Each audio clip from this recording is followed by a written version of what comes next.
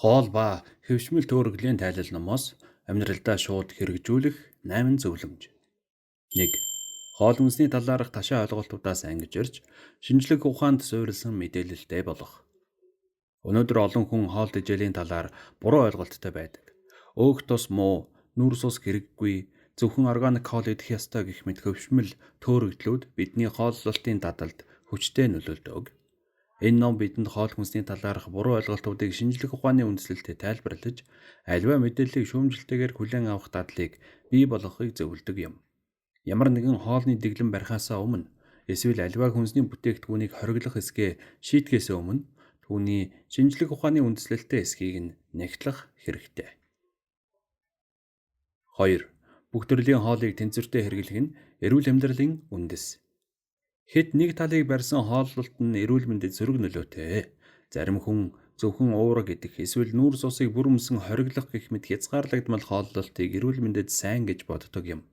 Гэтэл үнэндээ хүний бие махбодод уурга, өөх тос, нүүрс ус, амин дэм бүгд нэгэн зэрэг шаардлагатай. Хэд нэг зүйлийг хориглох нь биеийн тэнцвэрийг алдагдуулж өвчин үүсэх эрсдлийг нэмэгдүүлж байдаг.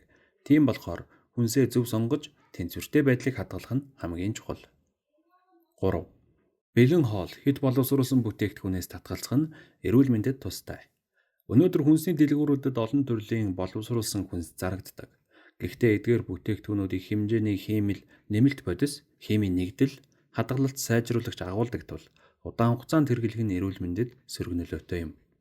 Жишээлбэл хэд их сахар, наатри буюу давас, химийн амт оруулагчид нь жин нэмэгдэх, зүрх судасны өвчин, чихрийн шижин үүсэх эрсдлийг нэмэгдүүлж байдаг. Тиймээс аливаалах шинэхэн байгалийн гаралтай хүнс сонгох нь хамгийн зөв шийдэл юм. 4. Хоолыг эм мэт үзэж биеийн хэрэгцээгээ ойлгон хооллох нь чухал. Бидний хоол хүнс зөвхөн өлсгөлөнг дарж амтлах зориулттай юм бишээ.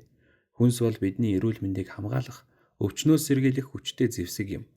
Жишээлхэд омега 3 ихтэй загасны тос нь зүрх судасны өвчнөөс сэргийлдэг бол пробиотик ихтэй тарг нь гэдэсний ашигтай бактерийг тэжээж дархлааг дэмжиж байдаг. Тиймээс өөрийн бие махбодод юу дутагдж байгаа, ямар төрлийн хүнс хэрэгтэй вэ гэдгийг ойлгож, зөв хооллолтын хэв маягийг бий болгох хэрэгтэй. 5. Ус бол хамгийн чухал хоол гэдгийг ойлгож хангалттай ус уугаарай. Бидний биеийн 60-70% нь уснаас бүрддэг учраас хангалттай хэмжээний ус уух нь эрүүл амьдралын үндэс болдог. Ус нь бодисын солилцоог сайжруулж, биеийн хорт бодисыг гадагшлуулж, арьсыг сайхан болгодог. Зарим хүн ус уухын оронд кофе, хийж үлсэн ундаа, жуус зэргийг уух нь хөнгөнөөс эхлээд ноцтой эрүүл мэндийн асуудал үүсгэж болзошгүй байдаг. Хийж үлсэн ундаа их хэмжээгээр уух нь илүүдэл сахараар дамжиж чихрийн шижин, таргалалт үүсэх шалтгаан болдог.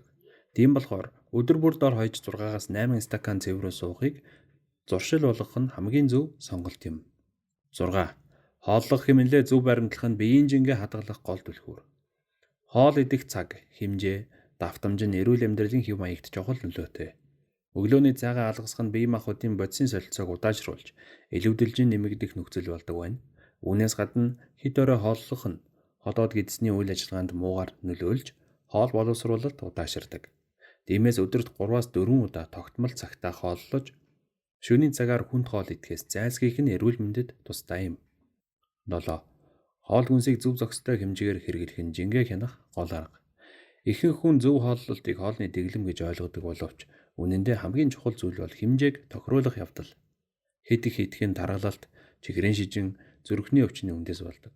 Харин хоолоо хит багасгаж өлсгөн нь бие махбодыг ядаргаанд оруулж дархлааг сулруулах сөрөг талтай.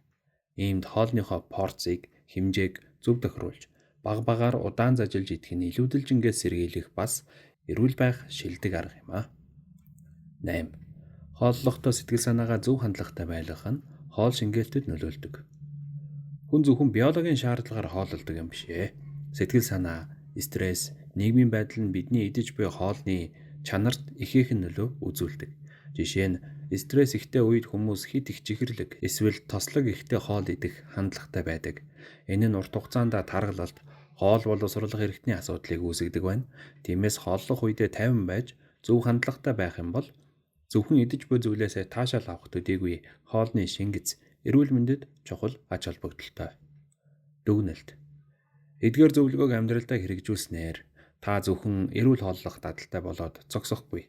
Хоол хүнсээ ухамсартайгаар сонгож эрүүл амьдралын хэв маягийг хэвшүүлэх боломжтой. Хоол бол эм бас хор болдог гэдгийг санаж зөв сонголт хийснээр илүү урт удаан эрч хүчтэй амьдрах боломж бүрднэ.